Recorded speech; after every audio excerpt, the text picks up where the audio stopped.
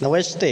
कल पवन सिंह जी जो थे वो लाइव आए थे और लाइव के दौरान जो है मतलब कई लोग जुड़े, हज़ारों की संख्या में लोग जुड़े हुए थे। लेकिन वहीं पे एक ऐसा शख्स जिसके साथ जो है ना भोजपुरी इंडस्ट्री के सुपरस्टार को काम करने का भी मौका नहीं मिलता है, और वो सुपरस्टार पवन सिंह के लाइव में देखे गए। यानी कि पवन सिंह के लाइव में जो है वो कमेंट करते हुए कई बार देखे गए। जी हाँ, आप सबको मैं बता दूं कि वो सुपरस्टार का नाम है गुरु रांधवा।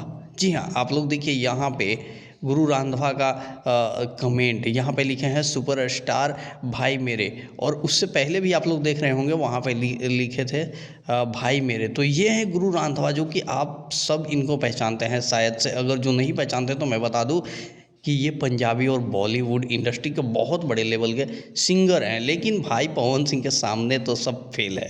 पवन सिंह के यहाँ हाजिरी लगाने ऐसे ऐसे सिंगर आते रहते हैं, और यहाँ पे देखिए गुरु रांधवा मतलब कि पवन सिंह के लाइव में जुड़े हुए हैं।